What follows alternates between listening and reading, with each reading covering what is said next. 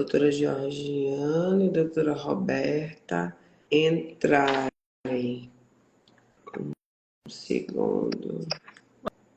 Oi! Olá! Oi, meus Boa amores, noite! prazerzão ter vocês aqui. Que Sejam... prazer, muito Prazer. Gente, eu vou estar tirando, aqui é muito comentário, senão eu perco totalmente o foco. Deixa eu desativar aqui. Aí, vamos fazer um combinamento, como diz aqui, né? Vamos fazer um combinamento. A gente vai bater um papo bem legal, porque aqui o meu público, a maioria, são pessoas como eu, assim, que não são médicas, mas que sofrem desse pecado mortal, porque um negocinho abençoado, viu? E a gente deixar as perguntas pro final, porque senão atrapalha, a gente não consigo ver o rostinho de vocês, tá? Para quem nunca viu esses dois rostinhos, Georgiana e Roberta são médicas que têm tido um olhar generoso. Vocês estão me ouvindo bem, né? Tá tudo ótimo. Eu tô achando a Roberta paradinha. Então, ela saiu da minha tela. Da minha, não. Deixa eu ver aqui. Pronto, eu acho que eu trouxe ela de volta. Será? Ela tá paralisada aqui pra mim. Deixa eu ver aqui. Voltei. Caiu e voltei, assim. Oi? Pronto. Então, eu tava dizendo que vocês são endócrino, né? Georgiana tá comigo no Influência. Eu já conheço essa abençoada. E doutora Roberta, e são duas médicas que têm um olhar generoso para esse problema que cada vez mais tem sido comentado nas redes, inclusive de uma maneira equivocada. Né? Eu que sofro do mal do lipedema, perdão, eu percebo, eu tô muito gripada, eu vou ter acabado, Georgiana. A gente volta mais cansada, né? Né? E aí, eu tenho visto cada besterol na internet sobre o tema, um descompromisso, galera querendo vender lipo a qualquer custo dessa doença. Então, primeiro eu gostaria que você se apresentasse, tá? E depois vocês falassem como vocês, como médica, entraram nesse assunto, porque não tem uma especialização em lipedema, é algo que vocês acordaram para esse assunto, correto? Eu tô viajando. É isso, não tem especialização. Tá. Então se apresenta aí, Georgina.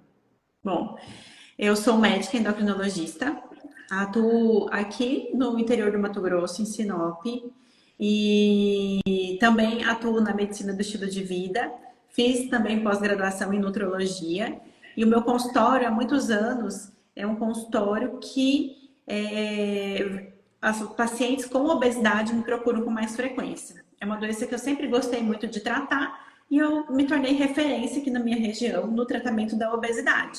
E aí eu estou dizendo isso para explicar como que o lipedema apareceu na minha vida, né? Então, Roberta, Oi, você caiu. voltei de novo. Eu tirei até o Wi-Fi e deixei no 5G aqui para ver se vai melhor, porque deve ser alguma coisa aqui de casa, né?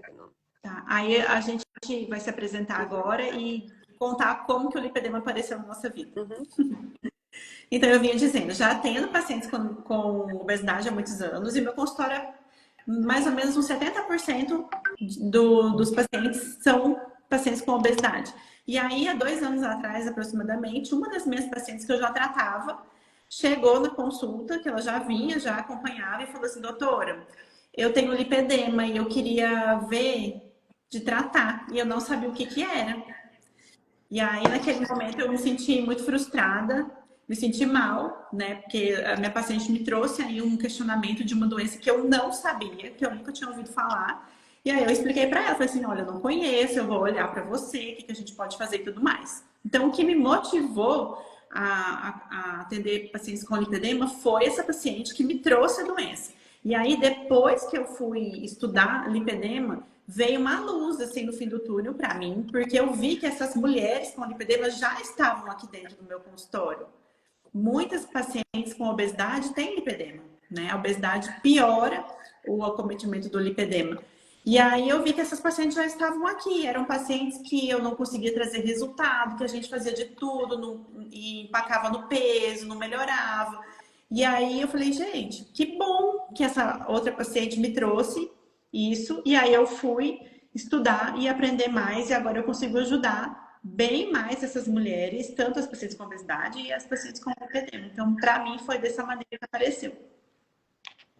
Doutora Roberta, como é que você chegou no lipedema? Oi, de novo deu uma congelada aqui. Vocês estão me escutando? Tô. Tá. Então, eu sou Roberta, né? Eu atendo aqui em Vitória, no Espírito Santo. Eu também sou endocrinologista, sou certificada em medicina do estilo de vida e também fiz pós-nutrologia, então a gente tem uma formação muito parecida, eu e a Georgiana. Foi mais uma das coisas que nos aproximou, assim, os nossos valores são muito parecidos, assim, até em termos de respeitar o que a gente tem de ciência mesmo, né? Então, foi uma das coisas que nos aproximou.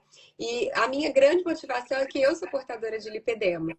Na verdade, é um tema que, apesar de já ter sido descrito na literatura há muito tempo, ele não era muito falado, é uma coisa que as pessoas ainda têm muito pouco conhecimento, tanto as pacientes quanto os profissionais de saúde. Então, as pacientes com lipedema, elas levam muito tempo para ter o diagnóstico. Embora a gente veja que a maioria comece a apresentar ali na adolescência, o diagnóstico ele é muito tardio.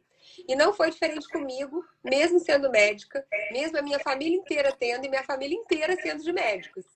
Então, a primeira vez que eu ouvi falar sobre lipedema foi pela internet, na época da pandemia. E aí, na época, eu falei, nossa, eu tenho isso. Mas, ao mesmo tempo, não caiu minha ficha de eu realmente começar a me tratar. E quando foi no começo do ano passado, eu assisti uma aula, realmente, da regional da Sociedade de Endócrino, daqui do Espírito Santo, que falou sobre lipedema. E aí, nessa hora, eu falei, gente, por que eu não estou cuidando de mim e de tantas outras que estão passando por mim e que eu não estava percebendo? E aí, eu comecei a estudar isso muito. Logo depois, teve um meeting internacional aqui no Brasil, que eu resolvi ir. E aí, eu convidei a Georgiana para ir comigo. E foi aí que a nossa história começou junto, de estudar e de buscar muito isso. E aí, como a Gê falou, uma luz se abriu, porque todo mundo que trata de obesidade, a gente percebe que tem algumas pacientes que não têm a resposta que a gente esperaria. Elas não conseguem perder peso da forma como o esforço delas diz. Então, a gente se esforça muito para o resultado aquém da maioria das outras pessoas. E a gente tinha esse tipo de resultado também no nosso consultório e não entendia muito por quê. E a hora que a gente começou a estudar, a mudar a nossa abordagem, a entender, a gente melhorou os nossos resultados e a gente passou a ser cada vez mais empático, menos julgadora mesmo. Não que a gente fosse muito, porque eu acho que a gente já não tinha muito esse perfil, mas aquelas pacientes que não perdem, que você ficava, será que essa paciente não fez? Sabe, ela não fez a dieta do jeito que deveria? Será que ela não fez tudo que ela falou que fez? E a gente vê que faz. O resultado é que é diferente. E aí, Deixa eu... Perdão, doutora. Deixa eu só entender duas coisas aqui. O que é especialista em estilo de vida?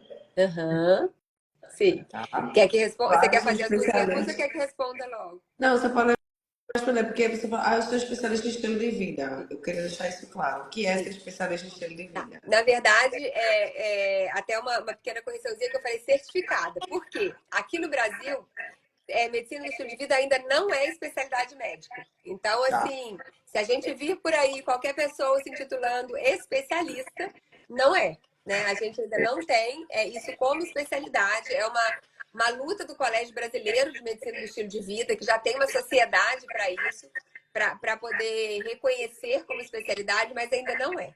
E a medicina do estilo de vida é uma área da medicina onde a gente estuda sobre os hábitos das pessoas e como ajudá-las no processo de mudança para que a gente possa prevenir, tratar e reverter as doenças crônicas não transmissíveis, que são as doenças mais prevalentes e que mais matam no mundo. Então, obesidade, diabetes, hipertensão, enfim, né? Essas doenças que a gente não pega um da outra pessoa, mas que tem muito a ver com o nosso estilo de vida. E a medicina do estilo de vida ela é baseada em alguns pilares, que são a nutrição, então, o que a gente come, e não só o que come, mas como comemos, se é em companhia, se não é, se a gente senta para comer, enfim. Então, uma abordagem da nutrição, atividade física, do sono, do controle de tóxicos, então, álcool, drogas, cigarro, uso excessivo de medicamento. Na medicina do estilo de vida, a nossa tentativa é sempre de desprescrever. Quando a gente consegue tirar remédio, a gente fica feliz. O objetivo é que a pessoa mude os hábitos para precisar menos de remédio. Entendeu? E ainda tem seria algo no sentido preventivo. Não, também De tratamento preventivo, mas serve para tratar e, inclusive, reverter doenças. Tem, por exemplo, artigos, inclusive reconhecidos pelas sociedades de endócrino, de reversão de diabetes com mudança de estilo de vida, onde os pacientes perdem peso, os pacientes modificam dieta, atividade e deixam de usar remédio para diabetes, tendo todas as taxas controladas. Então, serve também para tratamento e reversão das doenças. Essa certificação só médico tira ou qualquer profissional de saúde? Outros profissionais, qualquer profissional de saúde pode tirar. Existem alguns pré-requisitos para isso. O médico, basta ele ter os cursos que são necessários, porque tem 2 cursos. Oi, meu filho. Tem 2 cursos. Dá um oi, boa noite, está ao vivo. Oi, amor. A gente normalmente precisa de um curso prático e um curso teórico para poder fazer a prova de certificação. E aí os médicos fazendo essa prova já podem ter a titulação. Os outros profissionais de saúde, se eu não me engano, precisam ter mestrado. Aí tem que olhar as regras, porque elas são um pouquinho diferentes. Mas tem dentista, tem psicólogo, educador físico, nutricionista, tudo com certificação.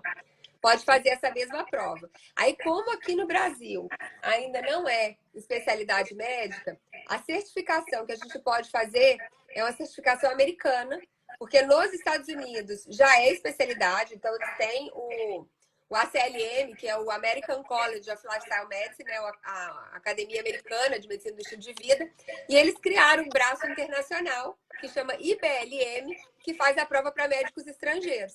É a mesma a mesma prova que os médicos americanos fazem, a gente pode fazer e ter a certificação morando em outro país. Entendeu? Uma outra dúvida que já subiu aqui para minha pergunta só quem tem lipedema é mulher? Na grande maioria das vezes, sim. É uma doença de mulheres. Pode acontecer em homens, mas homens que têm alguma doença relacionada com a questão hormonal, com o hipogonadismo, que é a testosterona baixa, um predomínio do estrogênio, ou então doenças hepáticas graves. Então, pode existir em homens, mas é muito raro, eu nunca vi, e é uma doença predominantemente de mulheres. Tá. Mas eu tenho aqui uma listinha de perguntas, eu abri uma caixinha hoje, que a gente está em evento, né? Sábado vai ter um empoderamento. E eu hoje abri uma caixinha de perguntas. E essas, dentre todas as que vieram, porque veio umas besterol também. Das que vieram, eu achei bem legal, porque segue uma linha de raciocínio. Primeiro, muita gente pergunta assim, o que é o lipedema? No sentido que, para elas, algumas têm o lipedema como gordura localizada, né? Então, no frigir dos ovos, assim, da quantidade de perguntas, eu entendi que elas estavam querendo, primeiro, um conceito do que é de fato lipedema. Eu acho que, respondendo isso, as outras perguntas cairiam por terra, sabe? Porque até foto eu recebi. Isso daqui é gordura localizada, é lipedema, sabe? Então, eu disse, vou primeiro explicar o que é lipedema e aí eu acredito que isso deu um direcionamento. E aí, gente, o que é lipedema? A gente vai alternando aqui, então, as respostas, né, Rô? Pode ser. Complementar. Então, o lipedema é uma doença caracterizada por uma desproporção de acúmulo da gordura. principalmente nos membros inferiores, mas pode acontecer também nos braços. E é uma doença inflamatória dessa gordura. Antes era também chamada de síndrome da gordura dolorosa, porque ela traz sintomas. Então, não é apenas uma gordura localizada, é uma gordura doente, né? Uma gordura inflamada e com alterações também linfáticas e vasculares e que precisa de um tratamento específico. É tipo, você toca e dói, não é isso? Toque dói. Às vezes assim, a grande maioria das pessoas vai ter dor, né? Não é uma condição obrigatória, mas tipo, quase 90% das mulheres têm alguma queixa de dor naquela região. E podem ter outros sintomas, né? Dor, sensação de peso nas pernas, um cansaço nas pernas, pode dar diferença de temperatura, então sentir as pernas mais frias ou mais quentes. Pode ter coceira na perna, tem alguns sintomas assim. Manchinhas roxas com frequência. Mancha roxa é muito comum aparecer. Manchinha roxa, assim, do além. A pessoa não sabe nem o que aconteceu, aí tá lá com manchinha roxa. Né? Então... eu sei. E é uma doença que aparece nas fases de mudanças hormonais da vida da mulher, né? Então, geralmente, como a Roberta falou no início, ela vem na puberdade, já quando a gente tem todo aquele pico hormonal do estrogênio. Na gestação também é muito comum e na menopausa. Então, a gente vê muito mulheres que têm essa piora após a menopausa. Mas, como a gente não tinha antes, ainda não tem tantos médicos, né, que atendem esse tipo de pacientes, não tinha muito diagnóstico. Então, essas pacientes acabavam recebendo diagnóstico muito tardiamente e já com complicações, né? Porque é uma doença progressiva, é uma doença que não tem cura. Então, se você não tratar, ela piora. É igual o diabetes, por exemplo. O diabetes, se não tratado, ele piora. Então, você precisa tratar para estabilizar e melhorar. E qual seria a diferença entre uma pessoa obesa e uma pessoa com lipedema? A pessoa obesa, ela vai ter gordura generalizada no corpo. Então, ela vai ter tanta gordura, geralmente, na barriga quanto no quadril, por exemplo. No corpo todo. Ela costuma ter o pé e a mão gordinho. O lipedema, ele poupa os pés e as mãos.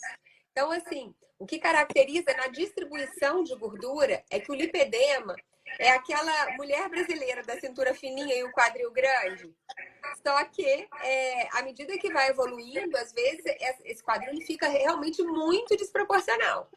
Entendeu? E ela mantém, geralmente, mesmo quando tem acometimento dos braços, as mãos magras e os pés também. Mesmo que tenham um acometimento importante ali do quadril, das pernas, os pés continuam magros, eles são poupados.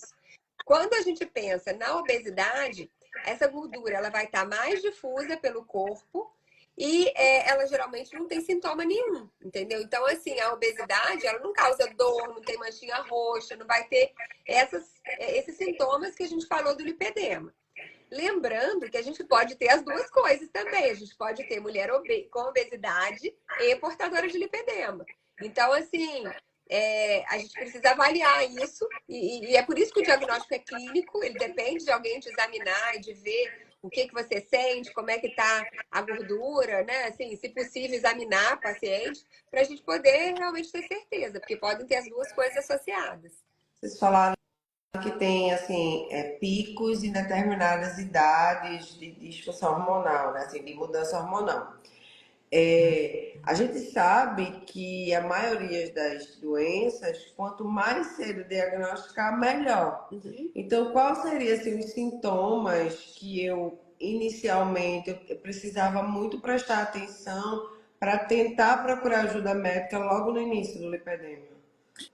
Então, por exemplo, uma menina na fase da puberdade que começa a ganhar peso, né? Então, você vê que é uma perna grossa, uma cintura fina. E aí, quando você olha para uma menina com um quadro leve de lipedema, muitas vezes é difícil até para o médico dar o diagnóstico, quando é um estágio muito inicial. E aí, o que você precisaria saber? Vamos supor que você tem lipedema e tem filhas. Então, você sabe que ela tem uma chance maior de ter. Ou então alguém da família do seu marido tem lipedema. E aí, se você tem essa história pregressa, prestar atenção nessa adolescente para ver se ela tem queixas de dor, de peso nas pernas, esse aumento do volume, esse aspecto mais de celulite, nessa fase de pico hormonal. Então, assim, muitas vezes só olhar você não vai saber, porque é um quadro leve ainda. Mas tendo história familiar e sintomas, fica mais fácil para analisar. E uma outra coisa também é que, assim, geralmente, as pacientes com lipedema, elas têm mais celulite do que as outras da mesma idade. Então, não é incomum de mesmo as pessoas ainda jovens falarem, ah, mas as minhas pernas já são igual de pessoas mais velhas. Assim, uma celulite que é desproporcional. E não só a celulite, mas um pouco mais de flacidez também. Porque isso também faz parte do quadro. O lipedema, ele não é só da gordura, ele é do tecido conjuntivo, que é o tecido que dá sustentação pra gente, ali da pele e tudo. Então, tem mais flacidez e mais celulite. Então, aquela menina jovem que já tem, de forma desproporcional ali, já um pouco de flacidez numa idade que a gente tá cheia de colágeno que não era para ter, já é pra gente começar a desconfiar. Entendeu? E é isso que a Gia falou. Se tiver história na família, a mãe tem lipedema, ou a tia, a irmã do pai tem lipedema. A gente tem que ficar mais atento ainda, porque de tudo que a gente sabe é genético. Né? A gente ainda tem, eu falo que lipedema, a gente ainda não tem certezas de tudo, né? Porque tem muito pouco tempo que realmente está sendo olhado como doença. Ele foi reconhecido pela OMS em 2020. Então, assim, para a medicina isso é um bebê, né? Assim, está começando agora. Mas tem, assim, já alguns genes que são candidatos como sendo os responsáveis por transmitir o lipedema de uma geração para outra. E o que a gente sabe é que é isso. Tem uma incidência familiar muito grande. Então, tem história familiar, está começando a ganhar peso, principalmente ficando aquele aspecto muito gostosona, assim, né? De ter o bumbum grande, muito quadril, e começa a ter um pouquinho mais de celulite, de flacidez muito jovem, a gente precisa pensar. Tem algum exame específico para diagnosticar lipedema? Ou ainda é muito. Já vi que não. Porque durante muito tempo na psicologia também tinha isso, né? A gente não tinha testes nem instrumentos que a gente conseguisse fechar diagnóstico. Então tinha características e aí vinha muito do amadurecimento de cada profissional para chegar no diagnóstico.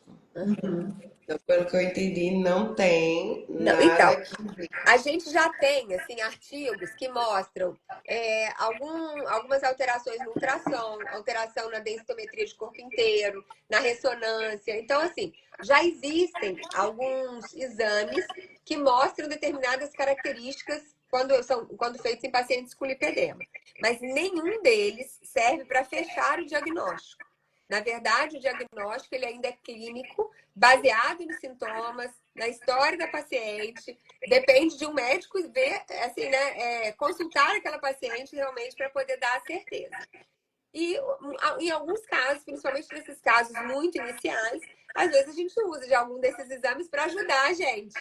Mas ainda não é uma coisa estabelecida, do tipo, tal exame alterado, ou dosar tal coisa. Não tem isso ainda. A questão da lipedema também tem muito a ver com a circulação, ou isso é mito? Tem a ver com a circulação, tanto uma circulação venosa quanto linfática, principalmente nos lipedemas com estágios mais avançados, onde já tem um acometimento maior dessa parte. Então, também é uma doença vascular. Tá, mas entra aí tanto na circulação venosa, linfática, aprofunda aí, porque muita gente sabe nem o que é isso. Então, a gente tem os vasinhos que passam ali no meio dessa gordura, desse tecido de sustentação, que são os vasos linfáticos, que vão recolher um pouco de líquido que fica ali no meio dos tecidos. E aí, uma das coisas que a gente fica com essa sensação de inchaço é justamente porque esse líquido ele não é recolhido adequadamente, porque essa redezinha que recolhe esse líquido não está funcionando tão bem. Entendeu? Isso, quanto mais avançado o estágio do lipedema, quanto mais tempo não tratado, quanto mais peso a paciente ganha, quanto mais inflamada ela vai ficando, mais isso vai sendo atrapalhado. Até que pode ter o estágio final, digamos assim, do lipedema, mais avançado, que é o linfedema, que é quando tem uma lesão maior ainda do sistema linfático. entendeu? O linfedema, ele pode vir de outras doenças também, não é só do lipedema.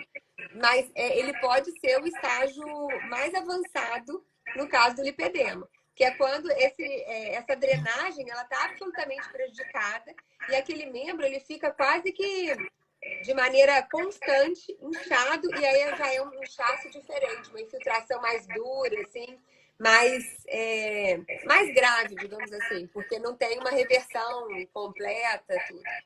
E esse líquido que fica ali entre as células, que é o inchaço, não é só um líquido que está ali parado. Dentro dele tem algumas substâncias, algumas proteínas que são citocinas inflamatórias, são substâncias que nos inflamam. Então, os vasos também têm essa função de tirar essas proteínas que estão ali inflamando o corpo. Então, por isso dessa necessidade de drenagem linfática para ajudar fazer o trabalho desses vasos que não estão mais saudáveis. Então, a drenagem linfática, a terapia de compressão, o exercício físico que faz a contração muscular e ajuda esses vasos a contraírem também e levar esse líquido de volta para o corpo. Entendi. Aí, outra pergunta que fizeram aqui é se existem fatores de risco. Você falou para mim que a maioria dos casos não tem muita coisa, né? Ainda não tem muita literatura, mas tem uma tendência genética, obviamente agravada pelo mau estilo de vida, né? A falta de sono, da alimentação saudável, isso em tudo, qualquer doença, né? Eu tenho de um tempo para cá mudado o meu paradigma, assim, né? Eu sou psicóloga clínica há 20 anos. Então, eu cresci dentro da minha profissão estudando como tratar a doença. E há um ano para cá, mais ou menos, eu tenho me especializado, faço pós em psicologia positiva. Que eu quero entender como eu posso estruturar esse paciente antes dele ficar doente. E eu acho que é muito isso, né? Porque a gente já sabe pela literatura que a alimentação saudável é o nosso maior medicamento, né? Dá para o nosso corpo o que ele precisa, conseguir nutri-lo de uma maneira que ele se autorregule, né? Fazer exercício físico, dormir bem, eu acho que é dizer o óbvio, que o óbvio precisa ser dito, porque a gente negligencia. Eu estava falando isso hoje, inclusive com um paciente, né? A gente sabe que o açúcar é um grande causador de câncer, por exemplo. E a gente se entope de açúcar. Então, a gente sabe das nossas tendências, a gente sabe dos alimentos que inflamam, a gente sabe dos alimentos estressores e a gente tende a isso. E aí eu lembrei de um nutrólogo que eu tive, que ele falava assim, que o nosso corpo às vezes vem com uma... Só dar uma analogia, com a corrente dentária com tendência a quebrar. Então, se você tem um carro que tem uma corrente dentária, que eu não sei nem onde fica isso no carro, tá, gente? Só estou fazendo essa analogia. Com a tendência de quebrar, você não espera dar o limite da quilometragem para trocar. Você sempre está na preventiva. Então, acho que é muito isso. Se a gente já sabe que a gente tem uma tendência genética a alguma coisa, e a gente já sabe também, por isso que eu digo que conhecimento nos dá liberdade de escolha, a gente já sabe que através dessa tendência, a nossa corrente dentária tem que ser mais trocada antes, eu não preciso esperar ela quebrar.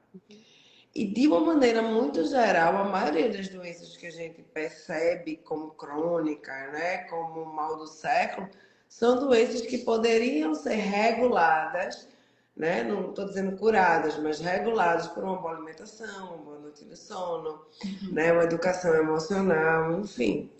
E aí, muitos estão me perguntando aqui se existe exame específico, vocês falaram que não, existem exames que direcionam, né? Fatores de risco, a gente já falou que uma alimentação, uma vida descontrolada, Uso também de hormônios, uso de hormônios. Então, o anticoncepcional oral, tratamento para engravidar, que às vezes vai fazer, né, para estimulação para retirada de óvulo, assim.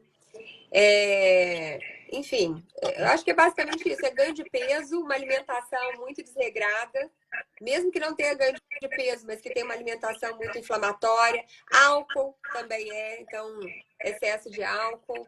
Tem algumas Doutora, medicações. me dá exemplos de alimentação inflamatória. Tá, então, assim, para o lipedema, tem algumas coisas que às vezes que não são inflamatórias para todo mundo e que para aquela mulher pode ser. Então, a gente sempre fala que é muito um exercício de autoconhecimento, porque nem tudo que inflama uma vai inflamar a outra, né? Mas como regra, assim, se tiver que falar para todo mundo, excesso de açúcar, excesso de sal, então coisas também com muito sal fazem a gente reter mais líquido, álcool, os embutidos, então salame, mortadela, presunto, todos esses embutidos também costumam ter muito sódio. Os industrializados de maneira geral, que tem muitos aditivos, que tem muita química, assim, de maneira geral também são piores. Para algumas pessoas, as oleaginosas, como amendoim, castanha, pode ter, mas não é assim tão comum. E uma coisa que é frequente é glúten e lactose. Resumindo, vamos comer folha. Oi. Doutor Lai Ribeiro falava muito isso, né? Quando eu fiz um curso dele, ele falou assim, vocês têm que comer o que dá em árvore e dá no chão, né? Então, assim, vamos comer folha, gente. Na Né? Oi? No lipedema, você pode comer carboidrato, por exemplo, arroz e feijão. Não é uma questão de restrição calórica apenas, sabe? A questão do glúten, a gente pede para tirar. Isso não tem ainda uma evidência científica robusta que nos permite falar isso com a boca cheia, sabe? Mas tem algumas evidências que indicam que ajuda e na prática ajuda demais. Então, assim, em relação aos carboidratos, é mais para a gente minimizar o consumo de glúten, mas o que não tem glúten, o paciente pode comer, sabe? E aí, se ela estiver tratando uma obesidade em conjunto, aí sim ela precisa fazer uma restrição calórica e comer mais as folhas e tal, sabe? E é importante, sim, que ela inclua esses alimentos anti-inflamatórios na dieta dela. Então, às vezes, uma paciente que pacientes que fazem a cirurgia bariátrica, que não tem uma dieta anti-inflamatória, não perdem essa gordura do lipedema como deveria. Não é só comer pouco, sabe? É você colocar o que te tira essa inflamação no seu prato. É você ingerir esses ativos. É como se você estivesse tomando uma medicação quando você come um prato super colorido e variado, sabe? E aí ele te desinflama, além de você tirar. Então, eu vou fazer uma pergunta anterior a isso. O que é um corpo inflamatório? A internet está muito ruim. A gente está ali vendo e lhe ouvindo, fica tranquilo. O que é um alimento anti-inflamatório? Não, o que é um corpo inflamado? O que é a inflamação em si? Quando é que eu digo assim que o corpo está inflamado? Porque, teoricamente, eu olho para a pessoa não tem nada inflamada, né? Como é que eu digo? Na verdade, quando a gente está inflamada, quem tem lipedema, você vai estar cheio de sintoma. Que além da gente acumular, quando a gente está inflamado, ficar realmente ainda maior. No lipedema, não é incomum a mulher falar assim, de um dia para o outro ela engordou 1,5 kg, 2 kg.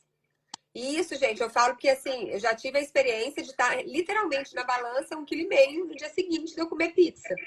E assim, pesar no dia seguinte, realmente, não é força de expressão, sabe? Assim, real. Ah, eu sei. Por quê? Porque retém mais líquido, fica inchada, tem mais dor, aparece manchinha roxa de um dia para o outro.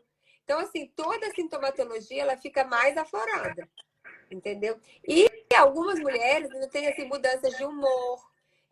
As mulheres com lipedema, elas têm mais depressão do que as mulheres que não têm lipedema.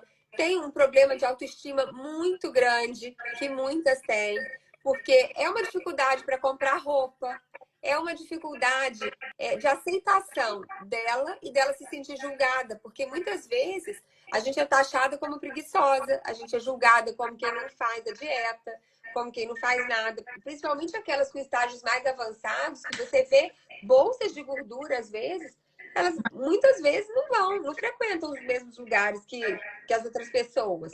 Elas não vão à praia, elas às vezes não brincam com os filhos, né? Ou por limitações físicas reais, ou por limitações psicológicas que não, assim, não, que elas não se permitem aquilo ali. Então, assim, quando a gente está inflamado, tudo isso piora. Inclusive, essa parte do humor, de tudo também piora. E é fazendo muito interessante. Oi, fala. Comparando essa inflamação do lipedema com um paciente com obesidade. Eu acho importante a gente falar isso, porque, por exemplo, o paciente com obesidade, ele é um paciente inflamado também, mas ele não dói, entende? Ele não dói, não tem mancha roxa, né? Não dói, não tem mancha roxa, não incha tanto assim.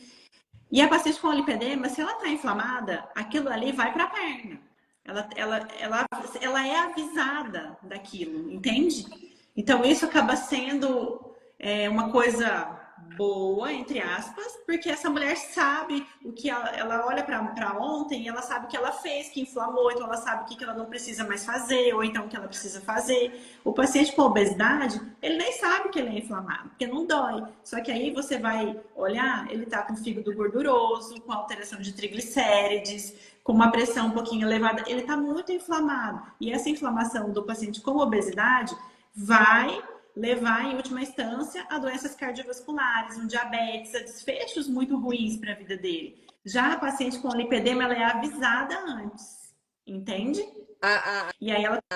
A mulher com lipedema, ela é protegida. Se tem uma coisa boa, entre aspas, aí, de ter lipedema, a gente tem o menor risco de doença cardiovascular, porque a nossa gordura, que é inflamada, ela é uma gordura periférica. Ela está ali na perna, no braço, mas não na cintura, que é onde traz os problemas maiores do ponto de vista de risco de doença cardiovascular.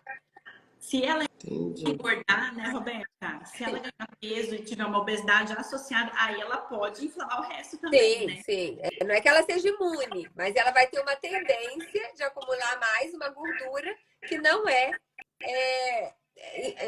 inflamatória para o coração, digamos assim. Ela não tem esse risco maior. É como se tudo que tivesse inflamado nela fosse para a perna e aí ela sentisse ali. Mas, de certa forma, o coração, o fígado estariam mais protegidos, não iam acumular a gordura que acumula com a obesidade comum. Entendi. E aí vamos para o outro polo. O que seriam os alimentos que me ajudam de maneira natural a desinflamar? Por exemplo, os vegetais, de uma forma geral, legumes, verduras, folhas verdes, ao mesmo tempo que castanhas oleaginosas inflamam algumas pessoas, elas são anti-inflamatórias para Sim. Para a maioria, né? Eu só citei porque, assim, tem gente que tem, às vezes, gatilho com isso. Mas não é o mais comum. A maioria se dá bem. Assim, hoje mesmo eu comentei isso com uma paciente que veio no consultório sobre amendoim e tudo mais. Azeite de oliva extra virgem, carne branca, peixe. Então, uma alimentação mais natural é uma alimentação anti-inflamatória. É como você falou no início, né? Mais o que vem da terra mesmo. Então, o seu prato deve ser recheado disso em todas as refeições. Quanto mais colorida for sua refeição, melhor vai ser. Porque eu costumo dizer isso até para os pacientes. Cada alimento tem uma cor na natureza, porque ele tem uma concentração maior de alguma vitamina, de algum mineral, de alguma coisa. É por isso que as cores são diferentes. Então, quanto mais colorido a gente tiver, uma gama maior de antioxidantes, de elementos que são anti-inflamatórios, a gente vai ter ali, de fitoquímicos, assim.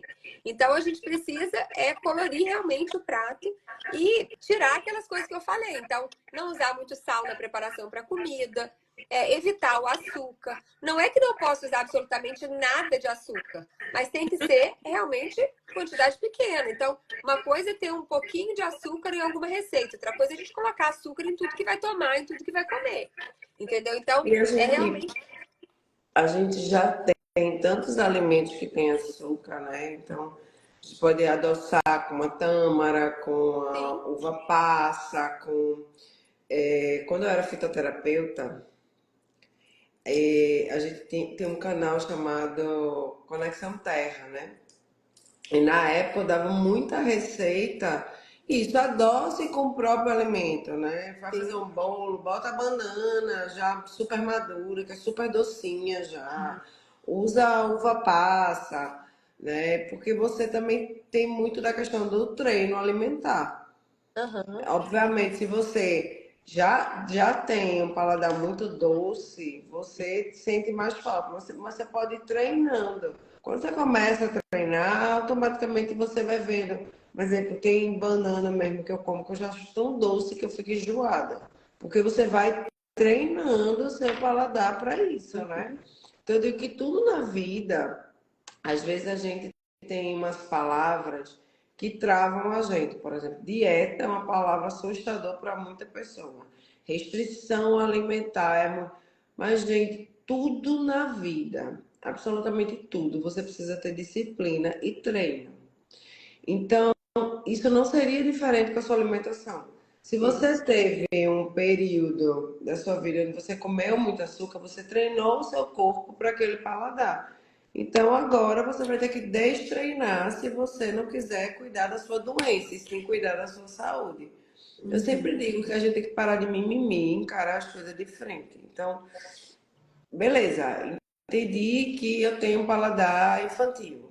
O que é que eu vou fazer? Você vai começar a trocar, substituir.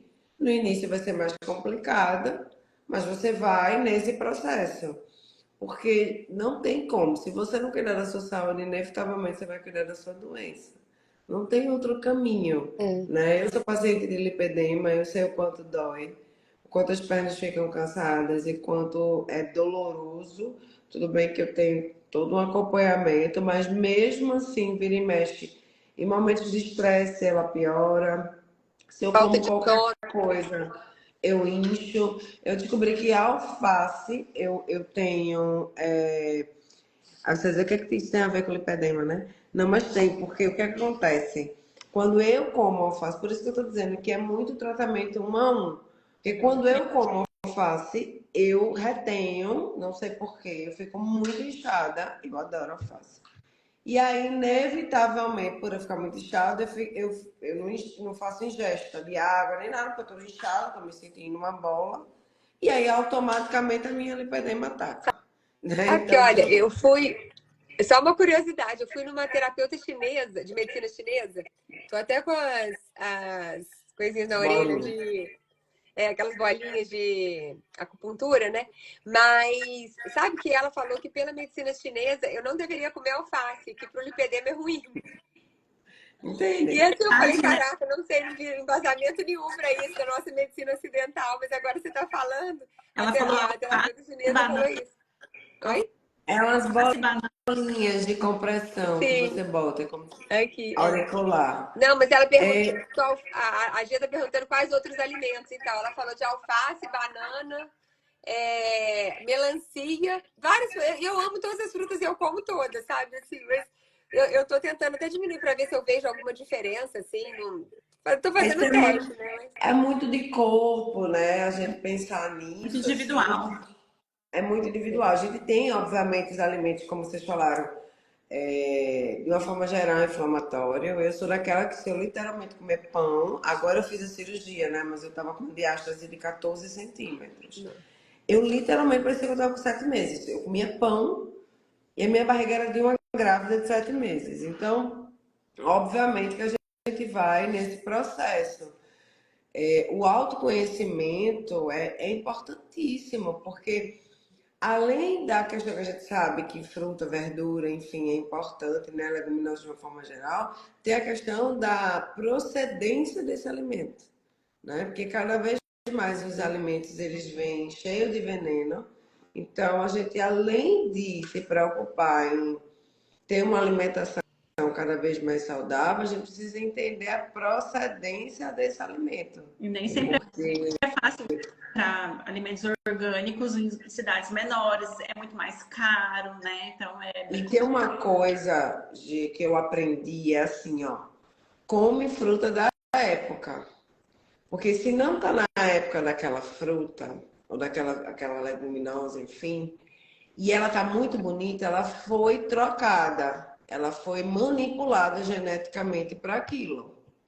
Porque não é a tendência natural daquilo. Então, quando eu tive essas aulas com o doutor Laí, ele falava muito isso, assim, tenta buscar quem são os agricultores da tua região, para que tu não tenha que comprar alimentos orgânicos, por exemplo, em supermercado, que é muito caro. E tenta comer a sabedoria da época. Por quê? Porque a natureza, ela é muito sábia. Então, naquela época, aquelas frutas e verduras elas ficam disponíveis porque aquelas plantas, vamos dizer assim, estão sofrendo o mesmo estresse que você naquele período. Então, a natureza desenvolve nutrientes que são capazes de te ajudar naquele período. Não sei se vocês estão me fazendo entender. Por exemplo, você não está no período de tomate e você vai no supermercado, na hortinha, eu mesmo faço muito feira normal, assim, né? E tem um tomate muito bonito, né? Provavelmente ele foi manipulado ou ele veio de muito longe. E aí tem todo um processo nessa questão de se alimentar. Porque se ele veio de muito longe, houve um desgaste da questão ecológica, né? Ele vai vir mais caro. Então, às vezes a gente busca uma complexidade de uma alimentação que está do teu lado. Come o que está disponível, abençoados. Porque é o que, além de ter mais nutriente para você, ser mais barato para você, você polui menos, né? Eu lembrei agora de uma pesquisa que eu vi sobre o sal do Himalaia. Há pouquíssimo tempo eu tinha lido isso. Os nutrientes do sal do Himalaia. E aí tem um sal tão bom quanto em Mossoró, no Rio Grande do Norte. Né? E falou assim, a quantidade de poluente desse outro sal, de não sei o quê. Então a gente precisa entender que a alimentação não é um ato complexo, por mais que pareça, desde que você respeite sua singularidade, entenda que tudo no seu corpo, na sua área, enfim, tem ciclos. E que você não pode comer. O doutor Laí falava muito isso pra mim. Nathalie, a gente tem que. Não adianta você comer maçã todos os dias. Você vai ter excesso do nutriente da maçã e vai faltar outra coisa. Né? Então, você vai comer maçã hoje, amanhã come uma laranja. Depois da manhã, sei lá, come um jambo. Oferece o maior número de nutrientes ao teu corpo. E às vezes a gente quer fórmula mágica, né? Para se nutrir, esquece que a natureza ela já é sábia por si só. Tem uma Ela já frase na medicina do estilo de vida que a gente usa, que é como um arco-íris todos os dias. Que é isso. Quanto mais colorido você consumir todos os dias, melhor. Você não tem que consumir uma coisa só, tudo da mesma cor. Assim, porque quanto mais colorido e mais diverso for, melhor. Agora me conta. Tratamento de lipedema, o que é que a gente faz? Quero saber tudo. O tratamento, ele é Eita. multidisciplinar. Então, envolve o que a gente já está falando da dieta anti-inflamatória, que é muito, muito importante. É meio que não tem como você tratar o lipedema sem fazer a dieta anti-inflamatória. Associar isso a uma atividade física de baixo impacto, pode ser musculação, que é super importante, porque a mulher com lipedema tem uma baixa massa magra. Hidroginástica, natação, uma caminhada, bicicleta. Então, assim, para começar uma atividade de baixo impacto, associado a isso, a paciente deve, na verdade, fazer o que a gente chama de fisioterapia complexa descongestiva, que inclui a terapia compressiva com as meias elásticas, a drenagem linfática manual e alguns outros cuidados que a gente pode fazer, como a escovação a seco e a plataforma vibratória. A Roberta mesmo faz, né, Rô? Você vê diferença? Eu falo que eu testo tudo.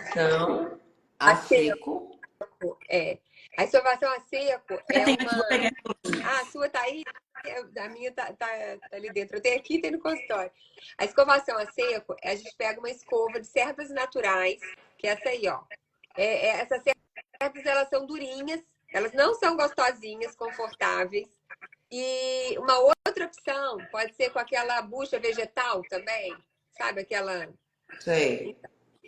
enfim, e aí o que a gente faz? A gente vai escovar o nosso corpo da extremidade em direção ao centro. A gente geralmente começa na parte mais proximal, então tipo do cotovelo para o ombro. E depois vai daqui, da ponta até o ombro.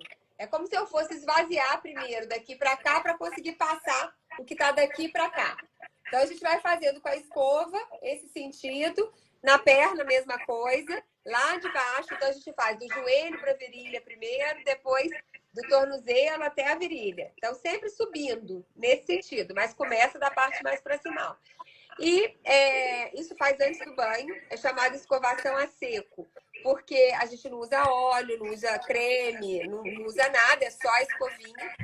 A gente tem que ter cuidado para a pele não machucar. Então, se a pele estiver muito sensível, se ela estiver machucada, estiver descamando alguma coisa, não é para fazer, né? A gente tem que... não é para a gente se machucar. E a gente vai tomar um banho e hidratar bastante, porque senão a pele vai ficar esturricada, porque isso tira um pouco da defesa natural. Só que por que a gente faz? Porque isso ajuda a drenar o líquido que está embaixo da pele. Então, isso melhora um pouco o aspecto de celulite, que é uma coisa que incomoda muito. Isso melhora um pouco o inchaço, alivia até um pouco a dor, entendeu? E quanto tempo? Aí, assim, normalmente, você começa uma vez na semana, duas, assim. E aí você vai sentindo. Eu tenho época que eu faço quase que dia sim, dia não. Aí eu ando meio esquecendo. Eu falo, ih, gente, esqueci. Quando eu vejo, aí volta uma, duas vezes na semana. E vai assim. Não precisa ser todo dia, porque a maioria das pessoas não vai tolerar. Principalmente na época que toma banho mais quente, porque já é uma outra coisa que tira a proteção da pele, né? Então... Tá. Então, compressão, dieta, meia, o que mais? Então, drenagem linfática, se você puder fazer. Eu falo que assim, olha, não é que todo mundo vai ter que fazer tudo. Não é que todo mundo vai fazer tudo o tempo todo. Né? Assim, a gente vai dentro do que é possível. Tem algumas dessas coisas que são mais caras, que nem todo mundo consegue fazer. Tem coisas que às vezes você não está com tempo mesmo na agenda. Então, a gente vai tentando conciliar o que é possível para cada um naquele momento e colocando. De maneira geral, é cuidar da alimentação, ter uma atividade física e alguma coisa que te ajude a drenar. Que pode ser a própria drenagem, a autodrenagem, que é uma técnica que você mesmo vai fazendo a drenagem, a escovação a seco, o uso de meia, o uso de calça de compressão. Então, assim, tem várias técnicas diferentes que podem ser usadas sozinhas ou em conjunto para poder ajudar nessa drenagem, nessa volta. Tem alguns fitoterápicos que podem ajudar, algumas medicações, e aí vai depender de cada um, né, de como tá. Quando a intervenção cirúrgica é inevitável? Inevitável, talvez para aqueles nódulos maiores, aquelas bolsas maiores. Aquelas bolsas. Em um lipedema num estágio bem avançado. Mas o tratamento naquelas clínico, que tem limitação de movimento, né? Assim, porque tem umas que tem muito mesmo. Né? O tratamento clínico vai ser para todas. Para quem vai operar e para quem não vai operar. O cirúrgico é eterno, né? Eterno. Isso eu acho que é uma coisa que tem que ficar muito clara, porque muitas mulheres sonham em fazer uma lipo e retirar aquela bolsa de gordura e falar, porque meu lipedema, eu vou fazer, meu sonho é ter a cirurgia. Muitas, você vê assim nas redes sociais, nos comentários, não faço porque é muito caro, o preço dessa cirurgia é inviável, porque meu sonho é acabar com o meu lipedema, é fazer essa cirurgia. E a cirurgia, ela não acaba com o lipedema. Na verdade, ela vai retirar aquilo ali, mas se a gente não cuidar, a gente vai engordar novamente, vai aparecer em outro lugar. Então, não é incomum as mulheres virem, porque eu tinha muito na perna, fiz a cirurgia, aumentou o braço. Entendeu? Então, assim, a cirurgia, ela não é curativa. Ela melhora muito a qualidade de vida, principalmente daquelas mulheres que têm um volume muito grande. E para aquelas que se cuidam depois da cirurgia, o resultado costuma ser muito bom. Mas aquelas que não se cuidam, às vezes falam que ficaram piores. Porque quando você faz a cirurgia, aquilo é uma agressão. A cirurgia por si só, ela também pode piorar um pouco a inflamação. Então, a cirurgia do lipedema, ela não é igual a uma lipo comum. Não é para esperar exatamente o mesmo resultado estético. A recuperação pós-operatória é um pouco mais difícil, né? Mais dolorido, mais suja, que se fala, porque deixa, na lipo comum, Os pontinhos são todos fechados, são suturados depois da cirurgia. No lipedema, muitas vezes eles deixam as suturas abertas para fazer a drenagem e sair muito líquido, às vezes sai até nódulozinho de gordura no pós-operatório, em casa. Então, é um pós-operatório mais sujo mesmo, né, ali. Então, não é uma cirurgia comum. As pessoas têm que fazer quando elas de fato estão preparadas, elas já estão desinflamadas e preparadas da cabeça, tanto na autoaceitação, na aceitação do novo corpo, né, porque é uma mudança na autoimagem que aquilo ali vai trazer, e muito consciente de que aquilo vai ser um tratamento para a vida toda. Porque se não for assim, não é uma coisa que eu acho que vale a pena, entendeu? Eu acho que é o que mais dolorido, né? Vira e mexe, chega paciente de lipedema e primeiro todas buscam uma causa, que eu acho, eu luto muito a questão do diagnóstico, sabe? Eu percebo que muitas vezes o cliente, ele quer um diagnóstico aquilo como uma muleta. Eu engordo porque eu tenho lipedema, ou minha dificuldade é porque eu tenho determinada doença, enfim. Então, eu luto muito com essa questão de diagnóstico. Eu sei que diagnóstico é fundamental para dar uma orientação, mas talvez para nós, não para o paciente final, né? Nesse sentido, porque a gente às vezes percebe muito que ele utiliza isso como muleta. É igual diabetes, hipertensão, enfim. Eu tenho uma doença crônica, né? Mas eu Então, acho utiliza muito. que assim, no caso do lipedema, eu falo assim por mim, quando eu tive o diagnóstico, para mim foi libertador. No sentido de que, assim, eu me cobrava muito, porque eu falava, não é possível, assim, muitos das pacientes que eu trato têm resultados melhores do que os meus, fazendo menos do que eu faço.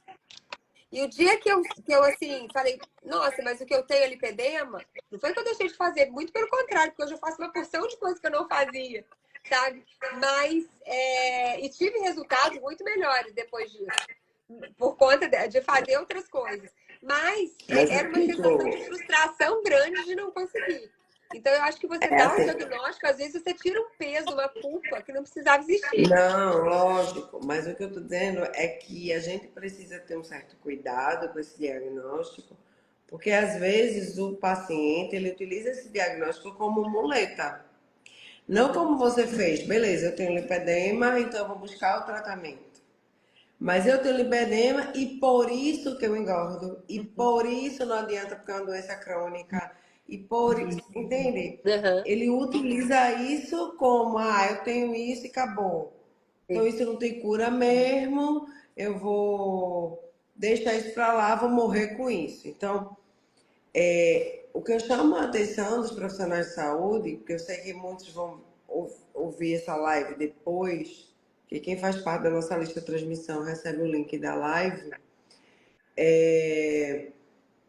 essa questão de que até que ponto o profissional de saúde ele tem que ser maduro para saber qual é o momento ou não de dar esse diagnóstico, né? Para que o paciente não utilize isso como muleta. E que Eu ele acho entenda assim. que sim, ele é um tratamento, ele precisa seguir um tratamento, ele precisa entender que não vai ser com cirurgia plástica que isso vai se resolver. E um ponto importante que eu vejo muito nisso, né? Eu estou assim, com vínculo com o cirurgião plástico, é a visão corporal dessa paciente. Porque muitas vezes ela vai fazer essa lipo e ela ainda vai se sentir. Isso eu vejo muito, muito, muito em paciente que faz lipo e que faz gastroplastia. Ela continua se sentindo gorda. A gordura em si já saiu, mas ela ainda não tem a noção que aquilo saiu. Por quê? Porque a imagem corporal, isso é importantíssimo a gente deixar claro, não é uma coisa construída de um dia para o outro. Uhum. É uma coisa construída pela fala, pelo espelho e pela imagem distorcida.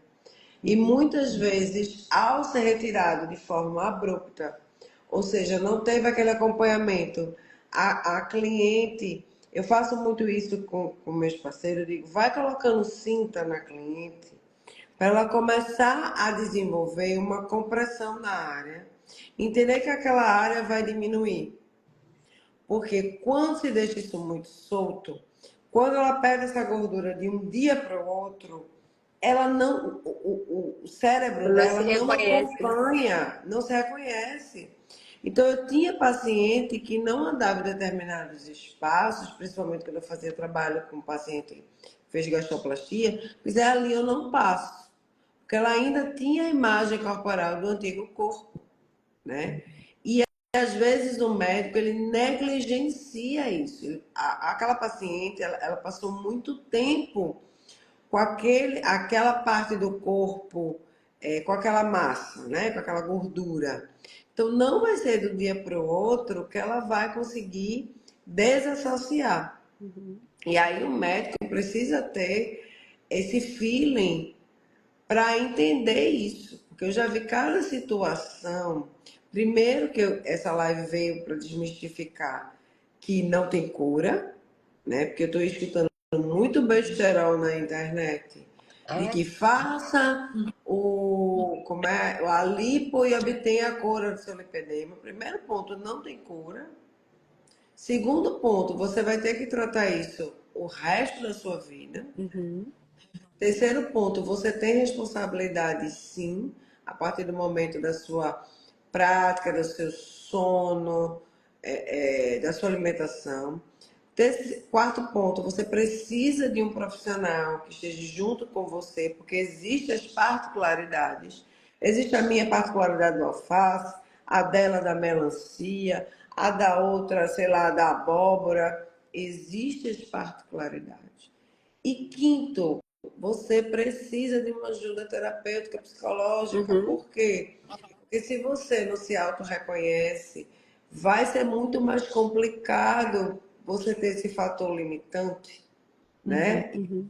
você não cuidar do processo. Até porque a manifestação do sintoma, como as médicas estão falando, ela pode variar de acordo com a idade, pode ser leve em uma idade, mais complexa em outro, com dor em um, sem dor em outro, com mancha Uhum. roxa em um, com mancha não roxa em outro. Então, você precisa entender que assim como seu corpo muda, sua cabeça muda também. Uhum.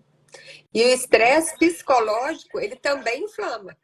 Então não adianta a gente achar que é só estresse físico, assim, às vezes está fazendo uma dieta maravilhosa, mas é uma pessoa que não dorme direito, que vive estressada, que tá, tipo assim, também piora.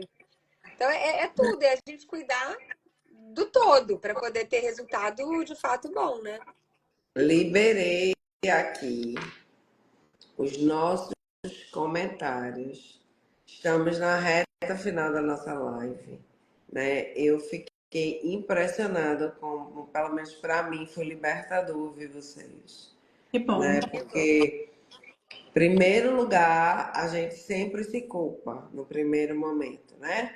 Poxa, você se alimenta mal, por isso que suas pernas estão desse jeito, né? Você não se cuida, é uma mulher preguiçosa, como vocês dizem. Uhum. Você tem tanto tratamento, tem tanto creme, tem tanta coisa hoje em dia. Como é que você deixa as suas. Eu escutei muito isso.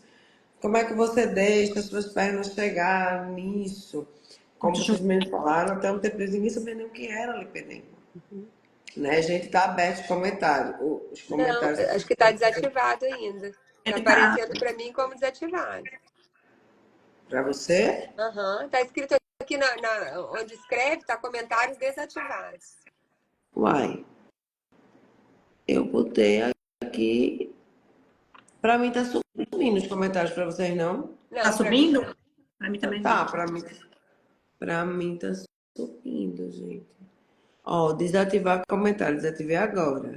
Aí volta aqui, ativar comentário, ativei.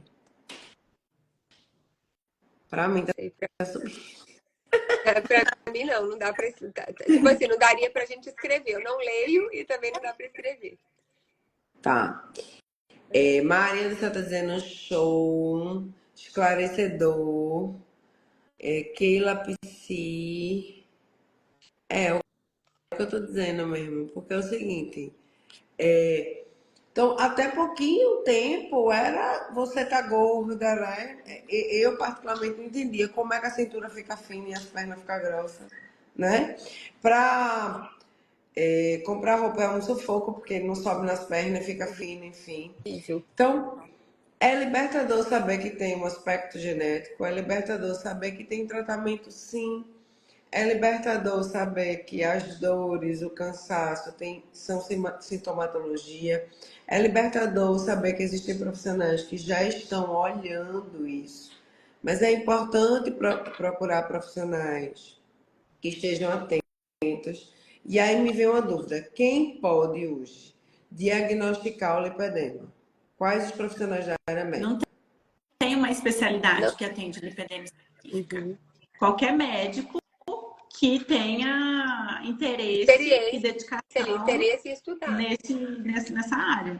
Então, não tem como separar hoje em dia ainda, mas de uma forma geral, principalmente cirurgiões plásticos Os são os que tratam, os cirurgiões vasculares. oculares, as endócrinos, nutrólogos, dermatologistas, tem muitas tratando, mas não existe uma única especialidade para tratar. Tem uma pergunta aqui. Fleibon para lipedema faz que efeito? O Flebon, ele é bom para o lipedema, porque ele Primeiro, o age que é? nessa... Eu não sei Oi? o que é. Eu Flebon não é sei um o que é Fleibon. remédio que geralmente é prescrito para varizes, assim, Tá. pelos vasculares. E é uma substância muito boa, que é o pinospinaster, e ele melhora um pouco esse retorno linfático aí. Ele é bem interessante. Assim, eu gosto muito, costumo utilizar no consultório. Tá. Eu tomo também. O Ruben, adoro quando o homem participa dessas conversas. O Ruben Rocha está perguntando assim: pessoas com essa condição especial podem praticar esportes como a corrida? Então, Isso vai depender muito da fase que essa paciente está, se ela está muito inflamada ou não. Então, por isso que é individualizado também. Não quer dizer que uma paciente com lipedema não possa praticar corrida. Se ela está bem tratada, desinflamada, ela pode fazer. Mas precisa ter uma orientação e uma liberação de um profissional primeiro. como regra, exercícios de impacto não seriam os melhores. Então, correr não seria o melhor. Agora, se a mulher está desinflamada, de preferência usa uma calça de compressão, que já segura ali também mais um pouco, assim. Tem muitas que correm. Se é uma coisa que ela gosta e ela está desinflamada e não tem sensações ruins, ela não tem dor, ela não tem desconforto ao correr, beleza, ela pode continuar correndo. Mas não é, como regra, o melhor exercício, entendeu? Se você tivesse que escolher, seriam coisas sem impacto. Sheila, eu não entendi tua pergunta. Tu botou assim, a perna pesada, né? Você tá querendo dizer que quem tem lipedema tem perna pesada Sensação de ou peso quem tem... nas pernas. Tá. Outra pergunta. Variz e lipedema tem relação? Sim. Sim. Na verdade, assim, eles são coisas diferentes, mas com frequência estão associados.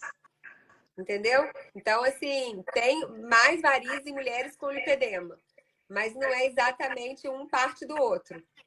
Você pode ter as duas coisas juntas. Tá. Do céu tá perguntando, a modulação intestinal ajuda? Sim. Ajuda. Primeiro me diz o que é modulação intestinal e se É você. ajuda. Provavelmente ela deve estar fazendo esse tratamento, né? Assim, quando a gente está inflamado, a gente, com muita frequência, tem desbiose. Então, aquelas mulheres que começam a ficar meio distendida, come o negócio, sente mal, o intestino fica mais preso, enfim. Isso é um dos sinais de que provavelmente a população de bactérias que habita seu intestino não está com a proporção mais adequada, digamos assim. Então, é muito comum, quando a gente está inflamado, a gente ter desbiose. E aí, quando a gente trata isso, e aí algumas pessoas colocam esse nome de modulação intestinal, mas é o tratamento desse intestino. Então, às vezes faz alguns probióticos, às vezes fazem alguns outros suplementos, enfim, às vezes até medicamento mesmo, quando você tem super crescimento bacteriano, assim, para poder tratar esse intestino. você acaba melhorando a sua inflamação. E aí, de quebra, acaba melhorando um pouco o lipedema. Então, é uma coisa interessante, sim, tratar o intestino. Do Céu perguntou, no tratamento da limpeza, aí eu fiquei sem entender, do Céu, de que limpeza? Aí você pergunta aqui que a gente já está no caminho da gente se despedir das doutoras. Aproveita essa promoção, do Céu. Tá certo. Ótimo, ótimo que, minha linda. Me ajuda. Vamos lá. Prisão de ventre e lipedema. Tem correlação? Prisão Conheço de ventre pode ser uma das queixas da disbiose. Tá. Foi isso que a gente estava falando aí do intestino. Tá. Ruber perguntou: pessoas com essa condição geralmente têm dificuldade para dormir, tipo distúrbio de insônia? Não é uma causa Tem de relação. insônia, mas a insônia piora o lipedema. Boa noite, doutor Eduardo. Meu hemato maravilhoso. Vamos lá, é uma honra ter o senhor aqui.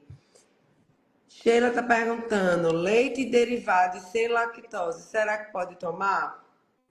Então, Aqui também tem que ser individualizado.